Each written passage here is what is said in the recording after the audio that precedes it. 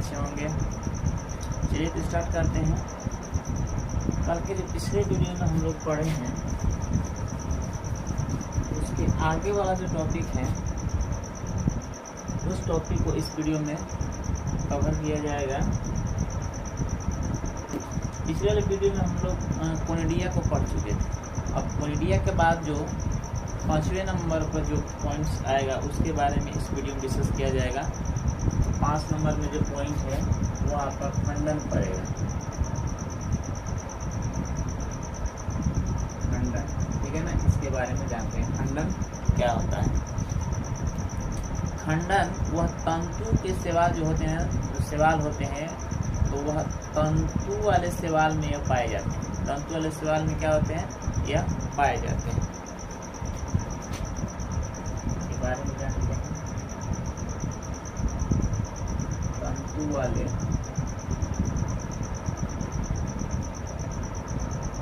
सवाल में पाए जाते हैं, ठीक है ना। जो तंतु वाले जो सवाल होते हैं ना, इसके एक पॉइंट्स आप लोग नोट कर लीजिएगा। इसके बाद मतलब कि पॉइंट्स नोट करने के बाद मैं इमेज बनाकर अच्छा से समझा दूंगा, ठीक है ना। यूरोथ्रिक्स जो मैं पिछले वीडियो में बताया था, यूरोथ्रिक्स, ठीक है ना, उसमें पाए जाते हैं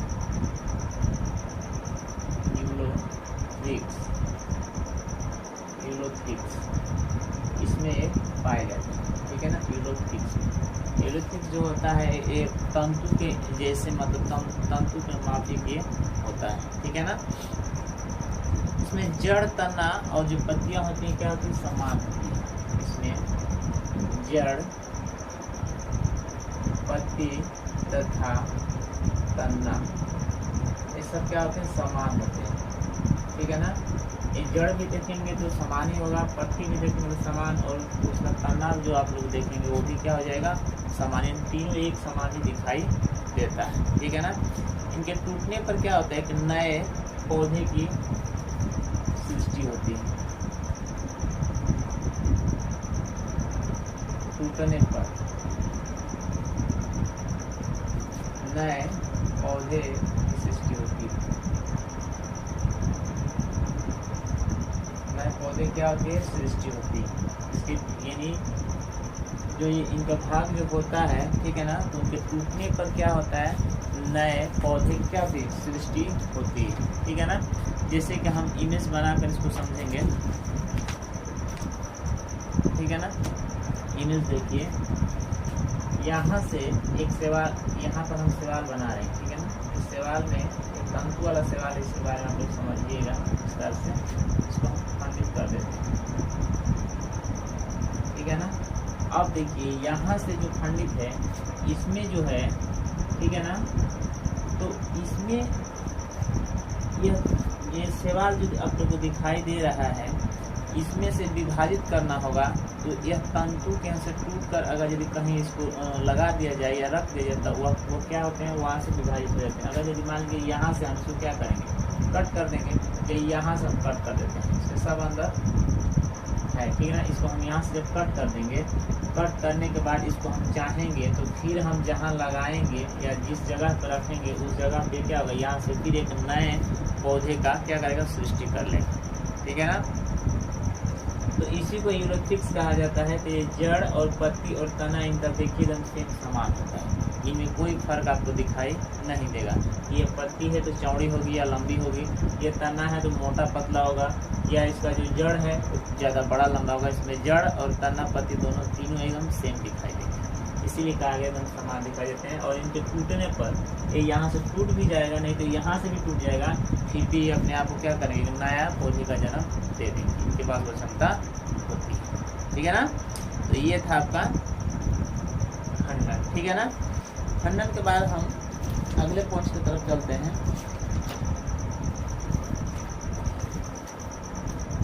अगला हमारा पॉइंट्स है, ठीक है ना। इसमें और भी एग्जाम्पल के रूप में तो खंडन जो यहाँ पर रखे हैं जो सवाल है, ठीक है ना। इसके एग्जाम्पल में हम स्पाइरोगाइरा सवाल ले सकते हैं। स्पाइरोगाइरा,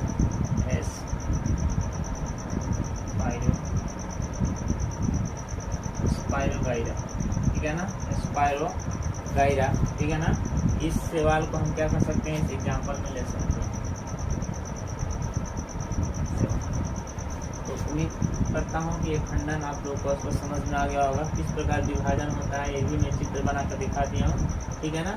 ये जो सवाल होंगे ये तंतु वाले सवाल होंगे, जो पानी में देखिएगा पानी में ये मिलते हैं, पानी में नहीं मिलेंगे तो पानी के बाहर भी मिलते हैं, कभी पानी में मिल जाते हैं। तो देखिएगा कि ऐसे से पानी में मतलब चलते रहते हैं, तो उस पानी के में से निकालिएगा तो देखिएगा इनके तंतु के मापे गांठ गांठ जैसे मतलब इनका शरीर दिखाई देता है। जो उस गांठ से भी तोड़ करके अगर रख देंगे या कहीं जल के पास रखते हैं तो वहाँ से भी इनकी वृद्धि हो जाएगी।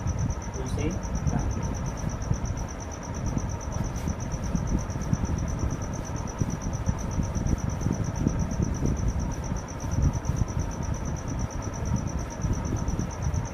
5 नंबर में आता है कायिक प्रवर्धन। 6 नंबर कायिक प्रवर्धन। कायिक प्रवर्धन क्या है इसके बारे में हम जानते हैं। ये कई प्रकार के भी होते हैं, इसके आगे जैसे जैसे हम बढ़ेंगे उसके बारे में बताएंगे। लेकिन पहले जानते हैं कायिक प्रवर्धन क्या होते हैं। कायिक पादपों के अंगों में पाया जाता है। कायिक मतलब क्या होता है, वृद्धि। ठीक है ना। जो कायिक होता है यह पादप में पाया जाता है। क्या होते हैं, पादप में, नहीं उनका एक अंग होता है। कायिक जो होता है क्या होता है, उनका एक अंग होता है और ये पादप में ही ये पाए जाते हैं। ठीक है ना।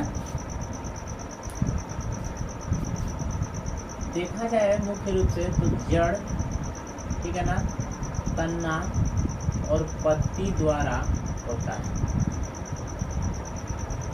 क्या होता है, कायिक जो प्रजनन होता है, यानी कायिक प्रजनन जो होता है वो जड़ से भी हो सकता है, तन्ना से भी हो सकता है और पत्ती से भी हो सकता है। इन तीनों से हो सकता है। अब किस किस प्रकार होता है ये आगे मैं बताऊंगा। अब इससे कितना ही जानिए, इन तीनों से कायिक प्रजनन हो सकता है। ठीक है ना। इसमें एक ही जनक होता है। इसमें एक ही क्या होता है, जनक होता है। एक ही क्या होता है, जनक होता है। जनक मतलब इसमें एक ही क्या प्रजनन करने वाले जनक होते हैं और वही अपने आप को क्या करते हैं, डबल करते हैं। और उनकी जो एक संतति है उस कलिका में चली जाती है या उस तंतु में जाती है, उस पत्ती में, उस जड़ में जाती है और वही क्या करते हैं, वहाँ से एक वृद्धि करना प्रारंभ कर देते हैं। ठीक है ना। तो इसमें एक जनक होते हैं। इसमें क्या होते हैं, एक जनक होते हैं। ठीक है ना। और वही क्या करते हैं, भाग लेते हैं। ठीक है ना। वही भाग लेते हैं। ठीक है ना। जब एक ही जनक होगा तो उस वृद्धि करने के लिए वही भाग लेगा, तो कंथरा में दूसरा तो कोई आएगा नहीं। तो इसीलिए कहा गया है कि इसमें एक ही जनक होता है और वही क्या होता है, वृद्धि के लिए भाग लेता है। ठीक है ना।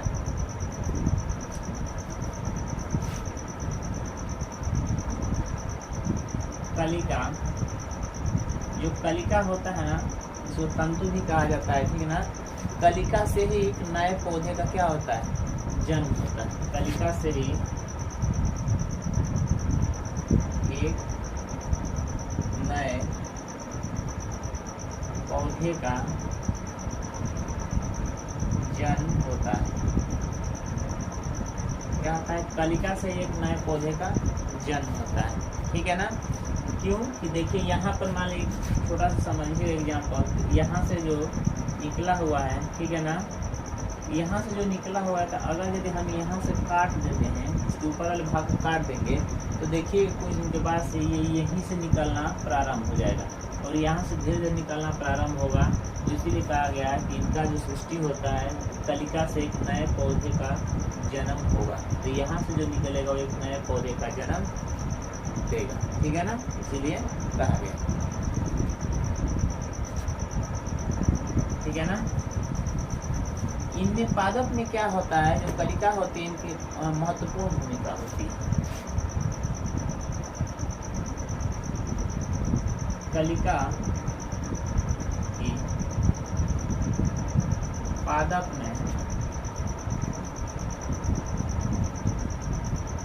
महत्वपूर्ण भूमिका होती है। क्या होती है, जो पादप जो होते हैं उनमें कलिका की जो भूमिका होती है सबसे क्या होती है, महत्वपूर्ण होती है, सबसे अहम भूमिका होती है।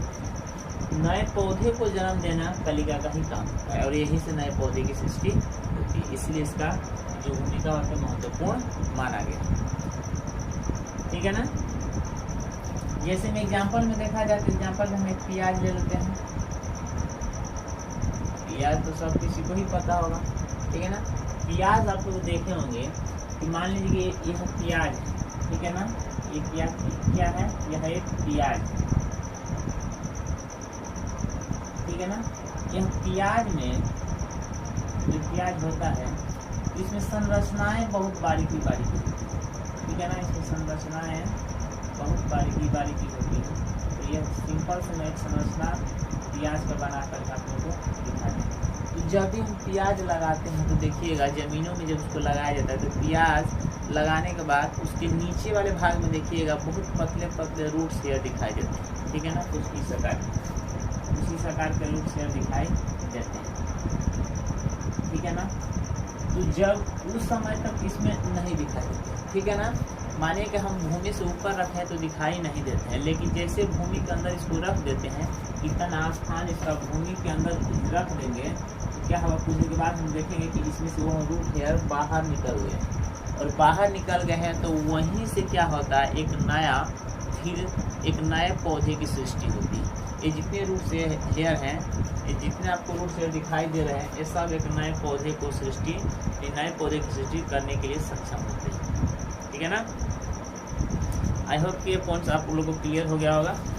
ठीक, चलिए अब अगले पॉइंट पे चलते हैं। अब इनको कितने प्रकार में बांटा गया है, कौन कौन होते हैं, इसके बारे में जानते हैं।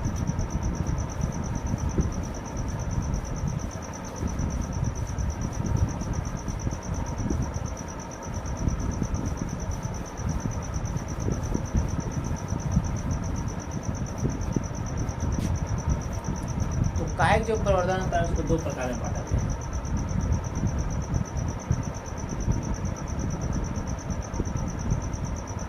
कायिक प्रवर्धन को दो पार्ट्स में बांटा गया है।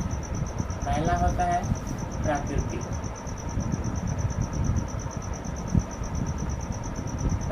कायिक प्रजनन, और दूसरा होता है कृत्रिम कायिक प्रजनन, ठीक है ना। अब इनके भी कुछ अलग अलग पार्ट्स होते हैं, ठीक है ना। इनके भी क्या होते हैं, अलग अलग पार्ट्स होते हैं जो इनके बारे में भी जानेगा, ठीक है ना। तो पहले देखते हैं प्राकृतिक जो कायिक प्रजनन होता है, कायिक प्रजनन, ठीक है ना।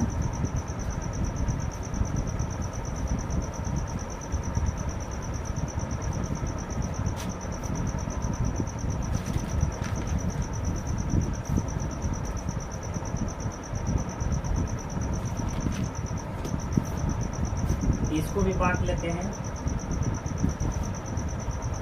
और उसके बाद समझेंगे कि कितने टाइप्स होते हैं, 4 टाइप्स होते हैं, ठीक है ना।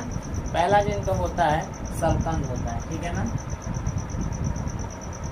सलकंद, ठीक है ना। जो दूसरा होगा वो सलकंद के बाद घनकंद होगा, घनकंद। और जो तीसरा होगा, ठीक है ना,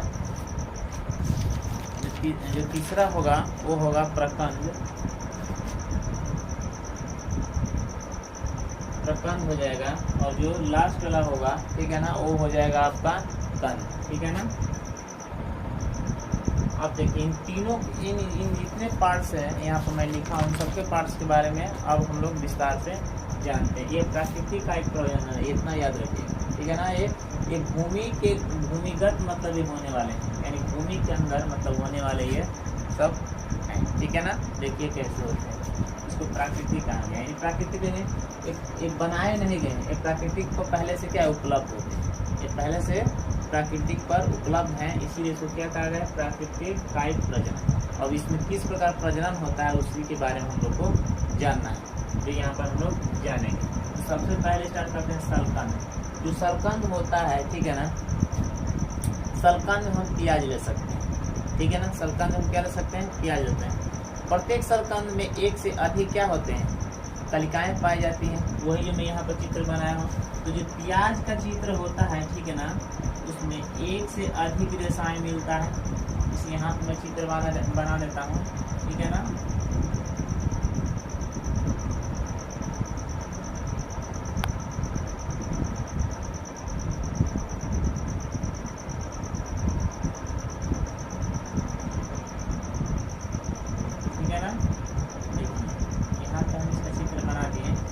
प्याज हो गया, देखिएगा प्याज एक्चुअली थोड़ा सा लंबा होना चाहिए, पूरा राउंड बन गया। तो इसमें जो रेशाएं होती हैं यही रेशाएं की बात कही गई, जिसको रूट हेयर कहा जाता है, ठीक है ना। और इसमें यह इस आकार का इसमें संरचनाएं बनी होती हैं, ठीक है ना, इस आकार की संरचना इसमें बनी हुई होती है, ठीक है ना। तो यही सलकंद क्या करते हैं, ये जो सलकंद होते हैं एक नए पौधे को जन्म देने के लिए क्या सक्षम होते हैं। ये वाला जो रूट हेयर होता है ना, देखिएगा जब जमीन के अंदर इस प्याज को गाड़ा जाता है तो उस प्याज को निकालिएगा तो उसके जो नीचे वाला भाग हो उसके नीचे वाले भाग में बहुत लंबे लंबे रूट हेयर आपको दिखाई देंगे। और वही रूट हेयर के कारण क्या होता है, एक नए पौधे का सृष्टि होता है।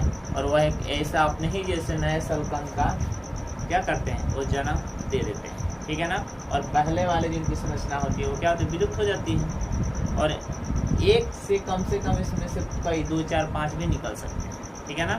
तो जितने रूट शेयर निकलेंगे उतने उसमें से क्या होंगे, निकलेंगे सलकंद, ठीक है ना। तो ये होता है सलकंद, ठीक है ना। ये अक्सर अनुकूल परिस्थितियों में मिलता है। आप तो जानते हैं कि ये नमी वाले स्थान पर ही मिलेंगे। अगर यदि जिस मिट्टी में नमी नहीं होगा ये नहीं होंगे, तो ये अनुकूल परिस्थिति में पाया जाता है। दूसरे में देखिए घनकंद में भी क्या प्याज ले सकते हैं। घनकंद जो है ये भी प्याज ले सकते हैं। घनकंद में क्या होता है, मांसल पत्तियां नहीं होती, इनमें जो पत्तियां होती हैं यहाँ पर इस ऊपर जो पत्तियां ढकी हुई रहती है, यह पत्तियां नहीं उसमें नहीं होती हैं।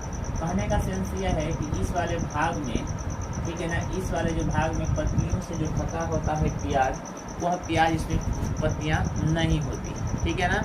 इसका निर्माण आधारीय भाग फूलने से होता है। ऊपर वाला जो भाग होता है, ये वाला जो भाग देखिएगा, ये वाला भाग जब फूलने से क्या होता है, इसमें से एक नए पौधे का निर्माण होता है, ठीक है ना। फूलने से होता है, पत्तियों से घिरा ये रहता है। जो ऊपर वाला छिलका होता है पत्तियों से क्या होता है, घिरा रहता है, ठीक है ना। और जैसे वो फूलता है तो वहाँ से पत्तियाँ क्या होती है, हटने लगती हैं, ठीक है ना। एक से ज़्यादा कलिकाएं होती है इसमें, एक से ज़्यादा क्या होती है, कलिकाएं होती है। देखिए यहाँ पर समझिए, तो प्याज में कुछ नहीं थे, यहाँ पर समझिए,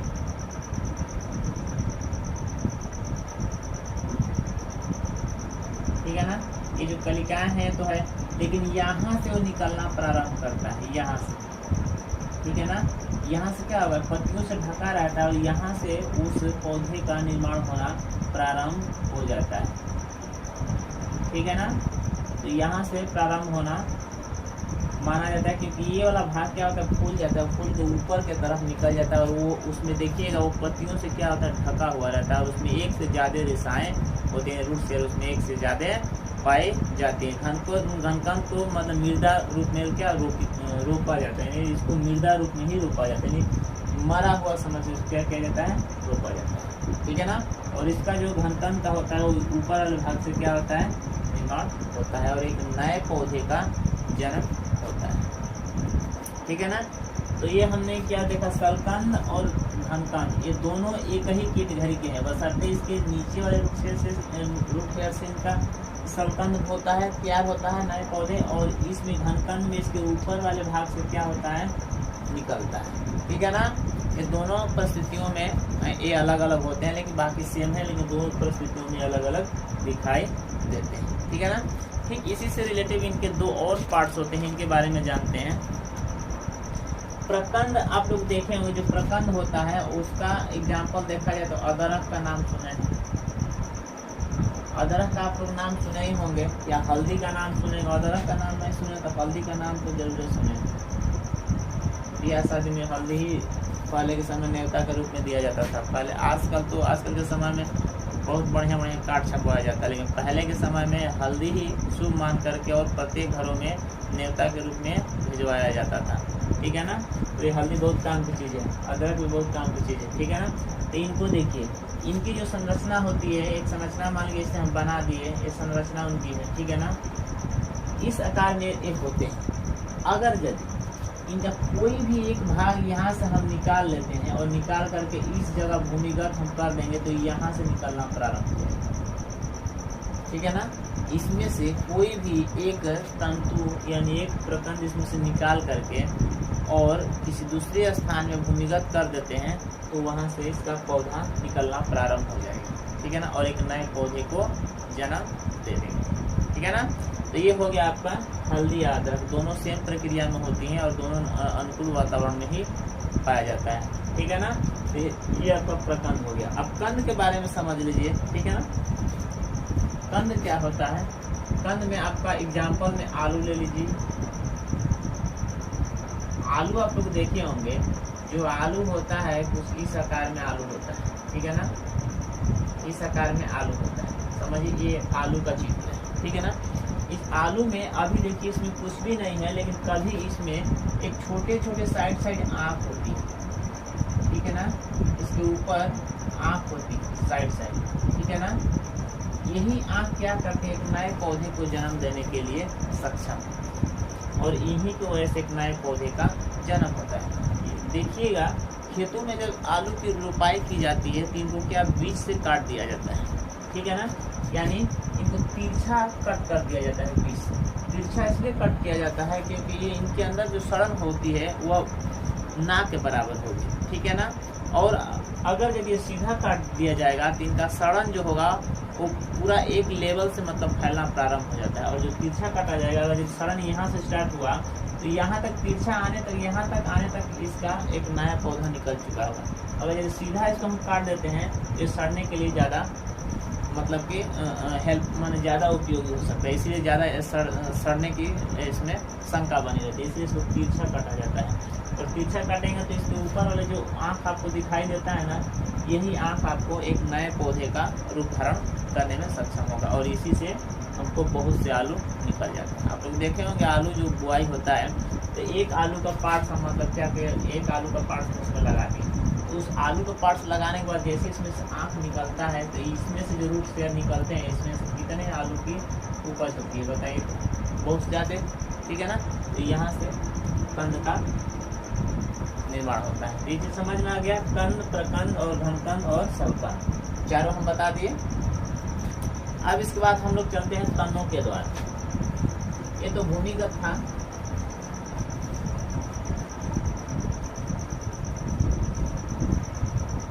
इस चीज को हम हटा रहे हैं, ठीक है ना। अब इसी में जो है वो आपका, अब तो ये तो हम समझ गए भूमिगत के द्वारा। अब तनों के द्वारा भी होता है, तो तनों के द्वारा कैसे होता है उसके बारे में जानते हैं।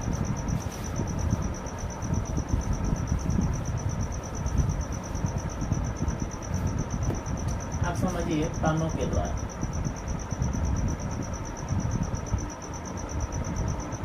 तनों के द्वारा किस प्रकार इसकी संरचना बनती है, किस प्रकार पौधे की नए पौधे का निर्माण होता है। जैसे देखिए ऊपरी भूस्तरीय होते हैं, एक होते हैं क्या ऊपरी भूस्तरीय,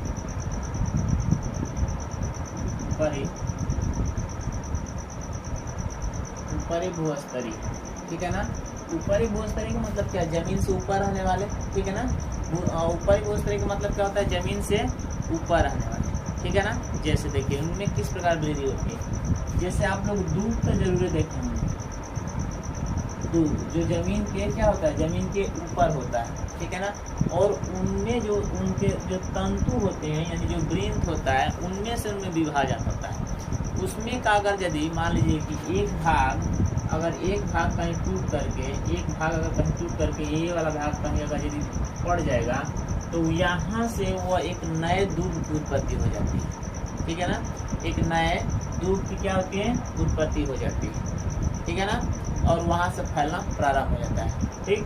तो ये सब ऊपरी भूस है, लेकिन इनकी जो जड़ होती है जमीन के अंदर नहीं जाती है, जमीन के ऊपर ही रहती है, बस ना के बराबर जमीन में संपर्क रहती है। बाकी ये सारे इनकी जितने भी मतलब जितने होते हैं सब ऊपर की तरफ ही फैलते रहते हैं, जितने दूब होते हैं सब ऊपर की तरफ फैलते रहते हैं, इसीलिए इनको ऊपरी भूस्तरी कहा गया है।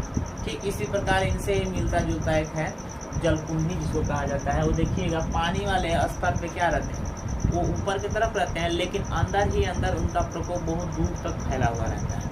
उसमें से एक रूट शेयर निकाल लीजिए या एक उसमें से कोई पार्ट निकाल करके कहीं जल में रख दीजिएगा, देखिए वहाँ से उनकी उत्पत्ति प्रारंभ हो जाएगी। बहुत तेजी उनकी उत्पत्ति होती है, ठीक है ना, बहुत तेजी से उनकी उत्पत्ति प्रारंभ होती है और बहुत तेजी से उनकी उत्पत्ति होती भी, ठीक है ना। ये आपका है ऊपरी भूस्तरी, ठीक है ना, इसी समझ में आ गया।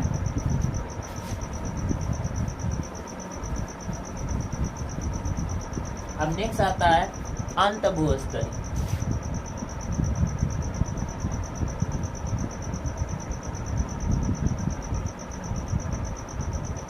अंत भूस्तरी, अंत भूस्तरी का मतलब क्या, जमीन के अंदर, ठीक है ना, जमीन के अंदर। तो जमीन के अंदर होने वाले, ठीक है ना, जैसे पुदीना हो गया, ठीक है ना, तो जमीन की जो उसके जड़ें जो होती है उसके अंदर की तरफ जाती है और वहाँ से वो निकलती है। तो पुदीना हो गया, गुलदाउदी हो गया, ठीक है ना, ये सब क्या है, ये सब अंदर। यहाँ से देखिए ये जो पुदीना जो निकलता है, ठीक है ना, जो पुदीना होता है,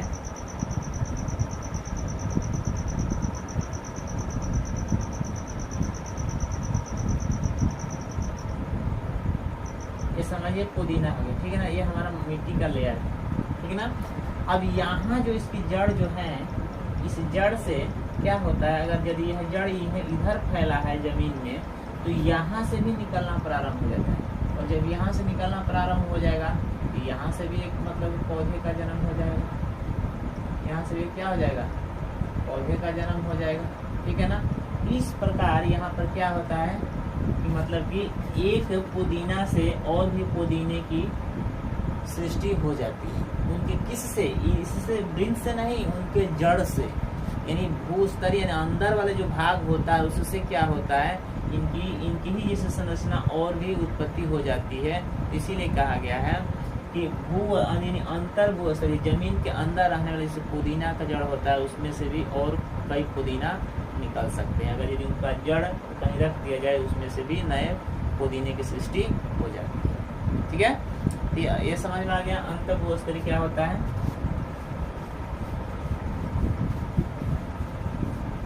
अब नेक्स्ट में चलते हैं, अंतर भूस्तरी के बाद भूस्तरी होता है, एक सिर्फ भूस्तरी होता है, भूस्तरी, ठीक है ना, यानी जमीन के अंदर, डायरेक्ट इसको क्या कह सकते हैं, जमीन के अंदर, ठीक है ना। वैसे तने जिसको हम जमीन के अंदर दबा सकते हैं, कुछ ऐसे पुष्प होते हैं जो भी होते हैं, ठीक है ना, जो उनके जो तने से क्या होते हैं, निकले हुए, ठीक है ना, निकले हुए निकलने के बाद वो एक से ज्यादा क्या करते हैं, उत्पत्ति करते हैं। जैसे क्या बोलते हैं, स्ट्रॉबेरी होता है, ठीक है ना। स्ट्रॉबेरी का जो उसमें जो भाग होता है देखिएगा, टूट कर जैसे जमीन पर गिरता है तो एक के बदले से कम कई उसमें से पौधे निकलना प्रारंभ हो जाते हैं, कई स्ट्रॉबेरी उसमें से निकलना प्रारंभ हो जाते हैं। एक भाग के टूटने से कई उसमें स्ट्रॉबेरी होते हैं, उसे ही क्या कहा जाता है, भूस्तरी कहा जाता है। भूस्तरी जमीन के ऊपर, ठीक है ना। तो ये चीज आप लोग को समझ में आ गया। अब चलते हैं भूस्तरी का, ठीक है ना, नेक्स्ट पॉइंट की तरफ चलते हैं, भूस्तरी का, ठीक है ना। भूस्तरी का क्या होता है,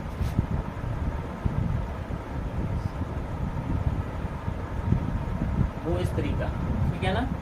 तो भूस्तरी का होता है यानी जमीन से ऊपर और जल के बीच, जमीन और जल के बीच में जो होता है, जैसे जलभूमि होता है, तो जमीन से संपर्क तो होता है लेकिन वह जल के ऊपर रहता है, जमीन से वो संपर्क में रहता है लेकिन वह जल के ऊपर होता है, ठीक है ना। उसे क्या कहते हैं, भूस्तरी का कहा जाता है। जलभूमि जो है देखिएगा, जो जलभूमि का जो जड़ होता है, ठीक है ना, जो जलभूमि का जड़ होता है, जो जलभूमि का जो जड़ होता है वह क्या होता है, नीचे जमीन की तरफ क्या होता है, फैला हुआ रहता है, लंबा लंबा उसमें रूट शेयर दिखाई देता है और वह जमीन से जुड़े हुए रहते हैं। जमीन से खनिज पोषक तत्व क्या करते हैं, उसको शोषित करते खींचते हैं और लेकिन जल के ऊपर तैरते रहते हैं, ठीक है ना। जल के ऊपर क्या रहते हैं, वो तैरते रहते हैं, ठीक है ना।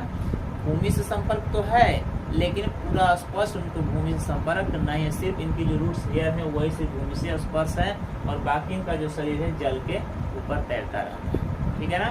तो इसीलिए इनको भूस्तरी का कहा गया है। भू मतलब हल्का सा, भू से मतलब भूमि से जुड़ा, ठीक है ना।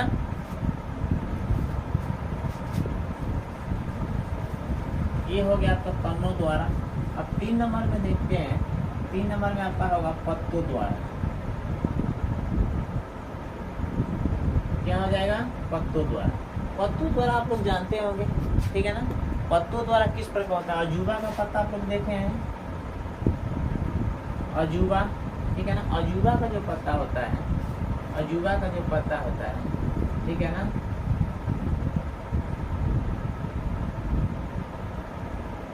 जो अजूबा का पत्ता होता है उसके साइड साइड में क्या होते हैं, साइड में इसे कुछ कटे कटे भाग होते हैं। जो अजूबा के पत्ते होते हैं वो साइड में क्या होते हैं, कटे कटे होते हैं, और यहीं से क्या होते हैं, नए एक अजूबा की सृष्टि होती है।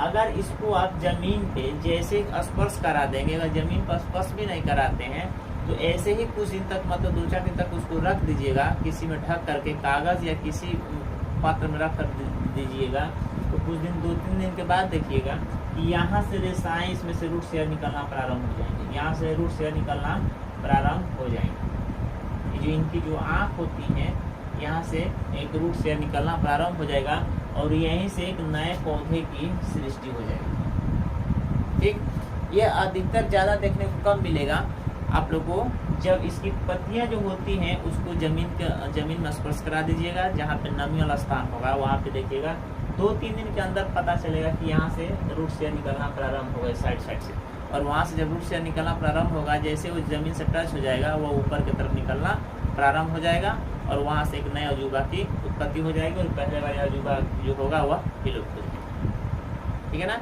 ये पत्तियों द्वारा कायिक प्रजनन होता है। ठीक है ना, हम लोग जितने भी पढ़े सब कायिक प्रजनन पढ़ रहे हैं, यानी प्राकृतिक वाला किस प्रकार के प्रजनन होते हैं इन सब।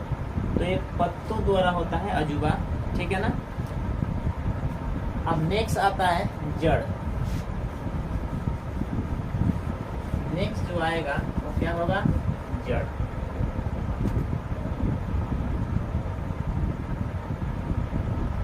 जड़ों के द्वारा भी क्या होता है, जड़ों के द्वारा भी प्रजनन होता है। कैसे होता है, जैसे अमरूद का पेड़ आप लोग देखें, अमरूद का जो पेड़ होता है वो यहाँ समझिएगा कि यहाँ जो अमरूद का पेड़ हो गया, इस अमरूद के पेड़ में जो इसका जो जड़ होता है वो इस जड़ से एक नया अमरूद का पेड़ उत्पन्न हो जाएगा। यानी इस जड़ को हम जैसे यहाँ से निकाल करके यहाँ पर स्थापित कर देते हैं तो यहाँ से एक नए पौधे का जन्म हो जाएगा। यानी जड़ों से, ठीक है ना, जड़ से क्या होना, नए पौधे की उत्पत्ति होना ही क्या कहलाता है, जड़ से प्रजनन, यानी जड़ का प्रजनन कहलाता है। क्योंकि जो अमरूद होता है उसके जड़ से एक नए पौधे की उत्पत्ति हो जाती है। ठीक है ना, शीशम देखें, शीशम जो शीशम होता है वो भी, शीशम जो होता है उसका भी जड़ से हम उसके पौधे एक नए शीशम का उत्पत्ति करा सकते हैं। आप लोग देखोगे गांव में बहुत से शीशम जो होते हैं उनके जो जड़ होते हैं तो उनके जड़ से यहाँ पर उनका जड़ है तो यहाँ से कुछ समय के बाद यहाँ से पौधा निकलता है, वो भी शीशम का ही निकलता है। तो इनके जड़ों से निकले हुए पौधे भी एक नए शीशम की सृष्टि कर सकते हैं। उसे जड़ से कहा गया, यानी जड़ के प्रजनन को कहा गया। ठीक है ना, तो जड़ प्रजनन आपको समझ में आ गया कि जड़ से होने वाले पौधे की उत्पत्ति को हम क्या कहते हैं, जड़ प्रजनन कहा जाता है।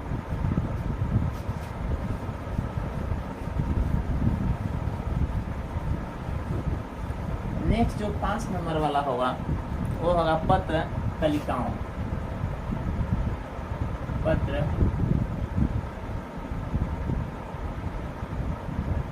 कलिकाओं, ठीक है ना, पत्र कलिकाओं के प्रकलिकाओं होगा, सॉरी,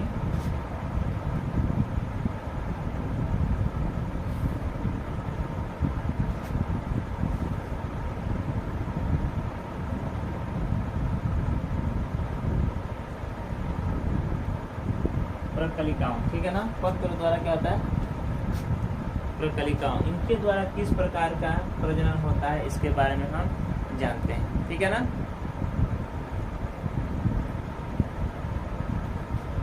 पादप में अक्सर जो खाद्य संग्रह होता है, पादप में अक्सर इनको देखा जाता है, जो पादप में खाद्य संग्रह जो कलिकाएं इकट्ठा करती हैं वो उसी को क्या कहा जाता है, पत्र प्रकलिका कहा जाता है। जो पादप जो प्लांट्स होता है वो कलिका द्वारा अपने क्या करते हैं, खाद्य पदार्थ को एग्री यानी अपने पास इकट्ठा करते हैं, उसी को क्या कहा जाता है, पात्र प्रकलिका कहा जाता है। ठीक है ना, इनका उसी के द्वारा ही निर्माण होता है। इनका किसके द्वारा, उसी के द्वारा निर्माण होता है। जैसे जलकुंभी होता है, वही पहले मैं बताया हूँ। ठीक है ना, यहाँ पर जलकुंभी जो होता है, ठीक है, जलकुंभी की जो रेशाएं होती हैं जमीन के अंदर क्या होती हैं, जुड़ी हुई रहती हैं, लेकिन ये सब तो बीच में क्या है, जल है। ऐसा बीच में क्या है, जल है, और यहाँ से इनकी जो आगे की तरफ बढ़ रहे हैं, ठीक है ना। तो यहाँ से ये जो जल है और जल के अंदर इनकी जो रूट शेयर गए हैं वो क्या है, जमीन से स्पर्श है। तो जमीन से जितने खनिज पदार्थ अवशोषित करके रखना ही क्या कहलाता है, पत्र प्रकरिका कहलाता है, ठीक है ना। और ये जल से ऊपर रहते हैं लेकिन इनकी जो रेशाएं है वो जमीन से जुड़ी हुई है, इसीलिए इनको पत्र कलिकाएं कहा जाता है, ठीक है ना। पानी में क्या होते हैं, पानी में सबसे ज्यादा मतलब कि कौन से पानी में जीवित रहते हैं, बहाव पानी, ठीक है ना। जो बहने वाला पानी होता है,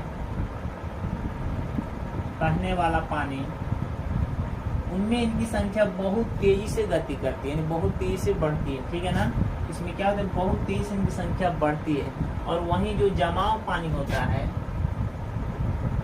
जमाव पानी होता है, उनमें इनकी जनसंख्या क्या होती है, बहुत तेजी से घट जाती है। कारण ये होता है कि इसमें वाष्प उत्सर्जन होता है, और वाष्प उत्सर्जन होने के कारण ये जो जलकुंभी होते हैं ये मर जाते हैं। क्यों मर जाते हैं, क्योंकि यह पानी बहाव नहीं, पानी बहता नहीं, पानी स्थिर होता है। और जब पानी स्थिर होता है तो उसमें वाष्प उत्सर्जन होने के कारण जब पानी हीट होता है तो क्या होते हैं, मर जाते हैं। और जब पानी बहने वाला होता है उसमें वाष्प उत्सर्जन होने के कारण भी क्या होता है, उसमें इनकी वृद्धि बहुत तेजी से होती है, क्योंकि इनमें वह गर्मी नहीं होती है और गर्मी की वजह से पौधे मरते नहीं, जीवित ही रहते हैं। कारण यही होता है, ठीक है ना। इसीलिए वाष्प उत्सर्जन जो जमाव पानी में होता है ज़्यादा होता है, तो उसमें क्या होता है, जलकुंभी मर जाते हैं। और इसमें जो बहने वाला जो पानी होता है उसमें नहीं होता है, यानी होता है तो वह प्रभाव इन जलकुंभी पर नहीं पड़ता है। यही कारण होता है कि इनमें वृद्धि बहुत तेजी से होती है। आई होप कि जितने मैं पॉइंट्स यहाँ पर आप लोग कवर कराया हूँ, सारे पॉइंट्स आप लोगों को समझ में आ गए होंगे। अब आज की वीडियो में बस इतना ही पढ़ेंगे, और इसके बाद अगले वाले जो टॉपिक जो बचा है टॉपिक उसको अगले वीडियो में पढ़ा जाएगा। तब तक के लिए जय हिंद, जय भारत।